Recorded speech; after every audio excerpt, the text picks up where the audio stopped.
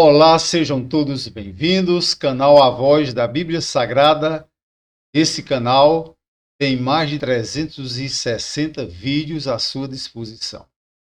Este é mais um, e como eu sempre tenho dito às pessoas que fazem parte do meu canal, no meu canal, todos os vídeos que eu coloco, houve alguma provocação para que eu pudesse colocar aquele vídeo. Quando eu falo provocação, é no sentido de que alguém conversou comigo e solicitou que eu prestasse uma informação no canal, e assim eu faço, geralmente com todos. Eu estou ainda aqui em Petrolina, peço até perdão pela iluminação do canal, que não está muito boa aqui. Quando eu voltar lá para Carnaíba, eu vou fazer uns vídeos com mais nitidez, mas eu acredito que dá para você assistir. E eu vim aqui para Petrolina e fui me consultar com um médico que nós confiamos bastante nesse médico. Já o ano passado nós nos consultamos com ele, eu e minha esposa, e agora novamente. E eu considero uma pessoa que tem um bom conhecimento, uma boa intelectualidade, porque não só na área da medicina, né, ele é um excelente profissional, porém ele tem outros conhecimentos. E como eu gosto de conversar com as pessoas, né, aprender também com elas, e a gente começou uma conversa. Eu toquei num assunto que é muito novo aí na mídia, né, que é exatamente a reprogramação epigênica, que é um assunto científico, tecnológico, e eu gostei das respostas que o médico me deu sobre esse assunto. E ali nós empreendemos uma conversa que terminou a gente gastando 2 horas de conversa, porque entramos também pela teologia bíblica, e foi muito boa a conversa.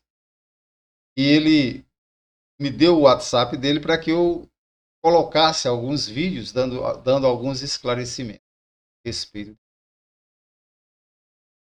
Eu vou mandar para ele também. Ele tem vontade de fazer um curso teológico, e eu vou colocar para ele também um bom curso teológico aí. Ele pode fazer online, já que ele é médico e tem muito tempo a perder. Fazer teologia não é perder tempo, mas não tem muito tempo, porque a gente sabe como é a vida de médico, né? Então eu vou depois mandar um link para ele, de um bom curso teológico. Seja online, mais fácil fazer. Mas nós começamos por aquele assunto que já falei, né? Reprogramação epigênica.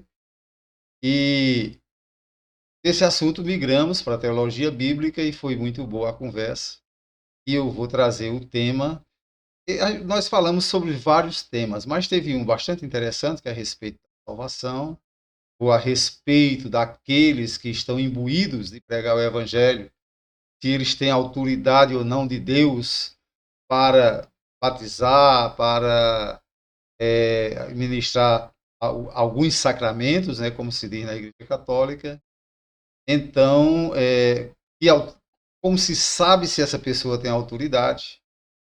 E ali, na conversa, nós chegamos a falar sobre isso, e eu, dentro da Bíblia, mostrei que a questão não é de quem ministra, que vai ter autoridade ou não. A questão é de quem recebe a palavra do Evangelho, e se crê, realmente será salvo. Então eu vou começar com um texto bastante interessante. Eu vou já aqui diretamente para o assunto, né? Eu vou começar com um texto que é bastante interessante sobre esse assunto, e só que eu criei um tema para esse vídeo para ficar mais fácil de entender, né? Então o tema que eu criei para esse vídeo é a salvação e a lei da consciência. Preste bem atenção, porque se você não assistiu o vídeo todo, você não vai entender o assunto. A salvação e a lei da consciência. Eu quero começar por um texto sobre salvação que é muito utilizado, largamente utilizado, não só por nós evangélicos, mas também por igreja católica, né, e pelos cristãos de um modo geral. Então vamos aqui para a gente começar com esse texto. Marcos 16:16 diz assim: quem crê e for batizado será salvo, mas quem não crê será condenado. Então, este texto, eu sempre digo que quando nós estudamos a Bíblia, nós precisamos ver texto e contexto. Não somente o contexto da Bíblia no local que foi inserido aquele texto, olhar os versículos antes, os versículos depois, verificar o assunto que está vindo na sequência,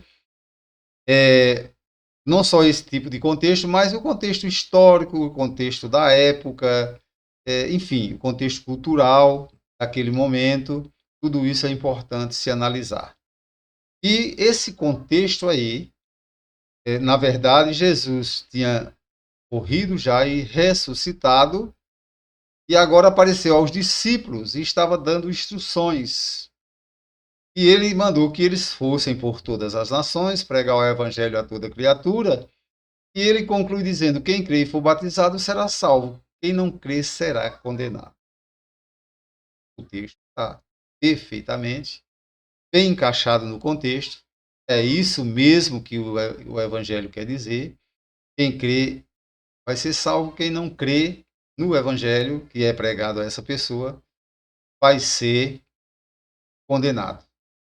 Eu quero agora trazer para esse texto a questão de: a minha preocupação não é com quem pregou para você.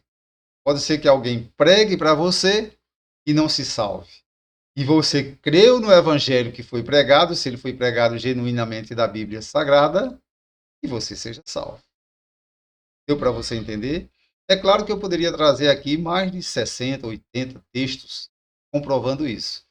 Mas como eu tenho que trazer aquele assunto que eu já coloquei no título, né? A salvação e a lei da consciência, então eu preciso apresentar mais outros textos para poder a gente deixar esse assunto claro. Bem, então dentro desse texto, eu já quero dizer que a questão é crer. A questão não é de quem pregou. Se quem pregou vai se salvar, amém, glória a Deus. Por isso que essa pessoa se salve. Porém, se ele não vai se salvar, mas se você creu no Evangelho, se arrependeu de coração dos seus pecados, com certeza você será salvo. Agora, esse texto ele está realmente contextualizado para aqueles que ouvem o Evangelho. Esse texto está contextualizado para as pessoas que vão ouvir o Evangelho. Por isso Jesus disse: olha, preguem a todo mundo, em todo o planeta, certo? Porque todos os que crêem serão salvos. Mas aqueles que nunca ouviram, agora é onde vem a questão. Mas tem pessoas que nunca ouviram o Evangelho e já morreram. E aí? Como fica essa situação? Vamos ver, porque aí nós temos que caminhar um pouco mais. Bem, quando eu trouxe aquele primeiro título, né? A salvação e a lei da consciência, eu também quero trazer essas informações aqui para você. Eu coloquei assim: olha, a salvação não vem do padre, do rabino, do pastor, nem vem da igreja. E não importa qual é a igreja que você faz parte. Pastor, rabino, padre, a igreja não salva você. Sei que muita gente não vai gostar disso que eu estou dizendo, mas eu não tenho problema nenhum com isso. Se alguém me abordar em particular, eu tenho condições sim de nós debatermos aí 1 hora, 2 horas, 3 horas, um dia, um mês, um ano. Estou aposentado mesmo, né? Posso ficar à vontade debatendo. Então, vou repetir. A sua salvação não depende do padre, do rabino, do pastor, nem da igreja. Depende de você crer genuinamente na palavra de Deus. Então, a questão não é aquela pessoa que pregou para você. Ela pode até não se salvar, mas se você crer de todo o coração, você será salvo. Vamos em frente para a gente ver alguns textos bíblicos que podem nos elucidar melhor isso. É muito importante quando a gente faz a coisa de forma correta, né? Biblicamente correta. Então, eu trago aqui um texto, né? Uma mensagem que eu quero que você absorva ela. Eu coloquei assim, eu gosto de escrever para a pessoa ouvir eu falando, a pessoa ler a imagem, o texto, as palavras, a audição, tudo isso vai fazer com que você absorva mais o que estou dizendo.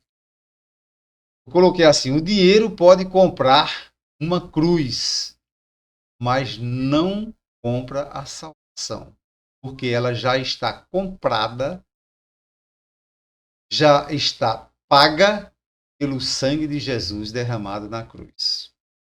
Eu poderia até dizer assim: olha, o dinheiro pode comprar um santinho, um papeletozinho com um santinho, um quadro de santo, pode comprar várias coisas, mas não pode comprar a salvação. Quero que você absorva bem isso, porque às vezes as pessoas não entendem isso e a gente sabe que tem religiões por aí. Eu não gosto de falar o nome da religião por uma questão de ética, você que deduz qual é. E a pessoa morre e aí o seu parente vai fazer algum sacrifício, né, por aquela pessoa para que ele obtenha a salvação. Isso é baseado numa teologia errônea e vem lá do livro de Macabeus, coisas que na Bíblia de 66 livros a gente não tem isso. A Bíblia de 73 livros tem, mas na de 66 não. Porque a de 66 ela foi compilada apenas com 39 livros que os judeus consideravam já livros poderiam ser canônicos e com os 27 do Novo Testamento, que bate também a Bíblia. Eu tenho um outro vídeo, quem quiser aí pode acessar, que eu mostro que a questão de livros na Bíblia é relativo e quem escolheu o cano não foi Deus. Deus apenas permitiu que homens se reunissem para escolher o cânon sagrado. Mas não foi Deus especificamente que escolheu o cânon. Então, foram os homens. E por isso eu tenho um vídeo aí, você pode pesquisar no canal, que eu falo que tem Bíblia de 200 e tantos livros, Bíblia de cento e tantos livros, Bíblia de 89 livros e 90 e tantos livros, e Bíblia de 73 e Bíblia de 63. Certo? Existem diversas Bíblias, e se você quiser entender isso, pode procurar esse vídeo, certo? Mas o que eu quero trazer para você hoje é, mais uma vez, não pense que o seu dinheiro compra a salvação, ou compra a salvação de um parente seu, suas condições econômicas para isso, certo? É só para aquele que crê. Vamos em frente? Eu coloquei aí um texto da Bíblia, Salmo 119, versículo 142, que diz assim: a tua justiça é uma justiça eterna, e a tua lei é a verdade. O salmista reconhece que a justiça de Deus ela é eterna e, então, preste bem atenção nisso. A justiça de Deus é eterna, ou seja, nunca passa.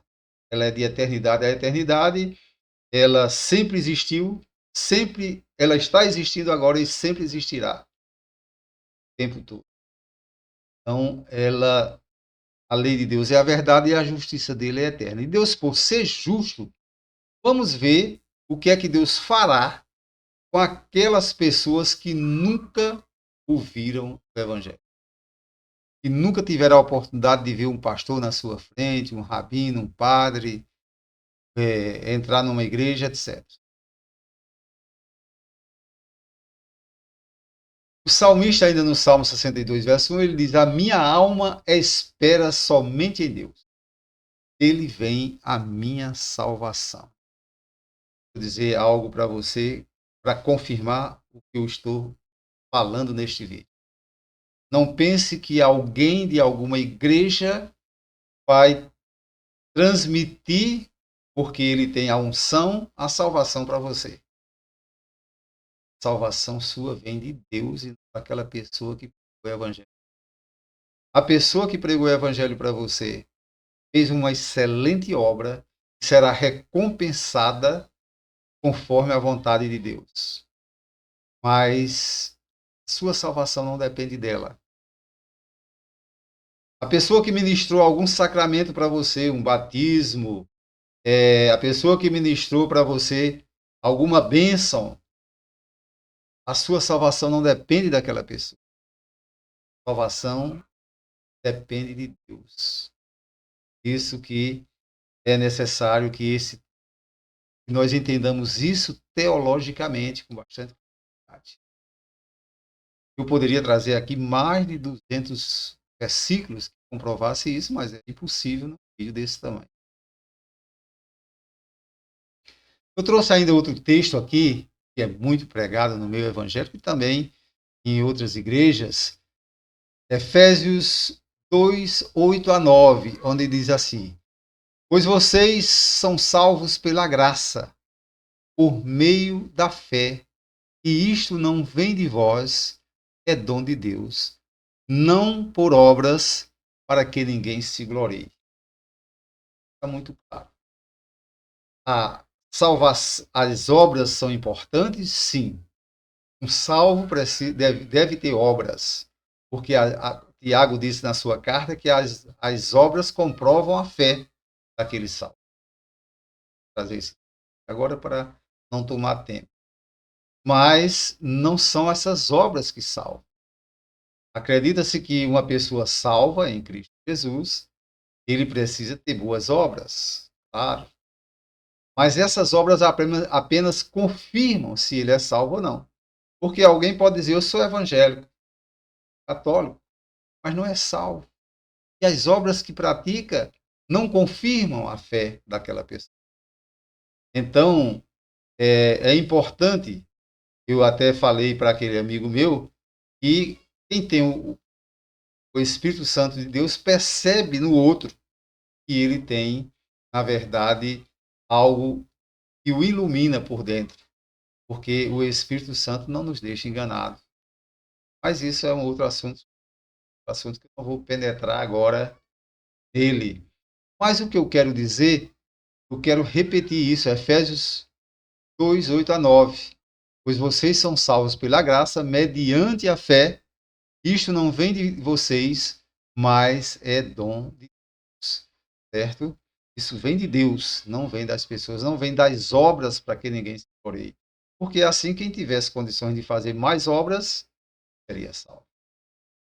Acredito que eu estou sendo claro naquilo que eu estou dizendo.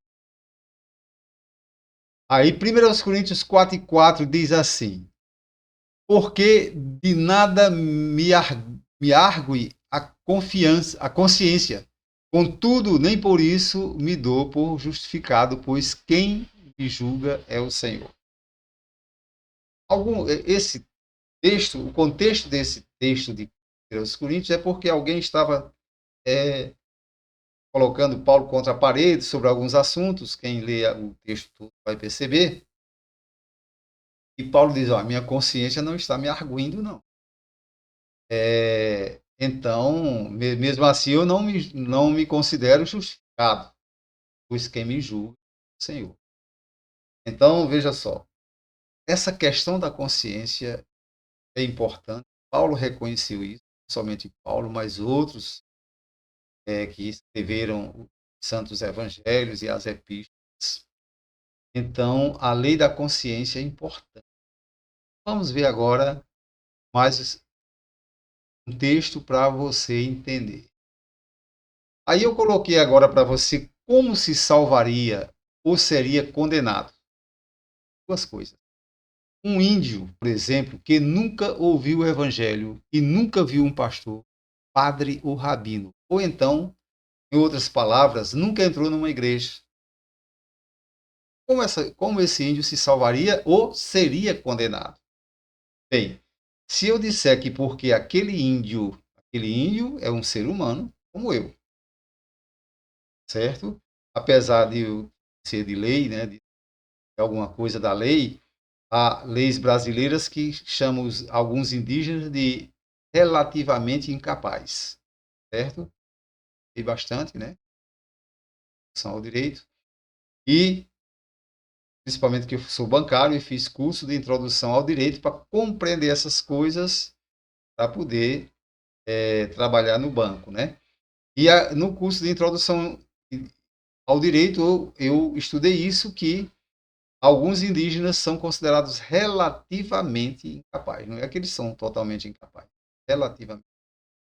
Mas já tem, por exemplo, indígenas que estudaram, se formaram, fizeram faculdade, são hoje até deputados ou deputadas, e estão aí, como diz a história, relativamente capazes, ou seja, não é nem relativamente capazes, estão aí totalmente capazes. Então, seres humanos. Mas eu não vou nem nos Estados Unidos, não vou na Oceania, não vou na Ásia, não vou nas Américas, né? Eu vou simplesmente aqui no Amazonas, nossa região aqui do Brasil. Quantos índios amazônicas já morreram, nunca tiveram contato com um padre, com um rabino, com um pastor. Nunca ninguém pregou o evangelho para esse índio. E como esse índio seria condenado ou salvo? Veja, percebeu aí como a Bíblia nós precisamos ver essas questões de texto e contexto? Se eu for aplicar isoladamente aquele primeiro texto que eu li, de Marcos 16 e 16, eu vou dizer: o índio não ouviu o evangelho, ele não creu, então ele vai ser condenado.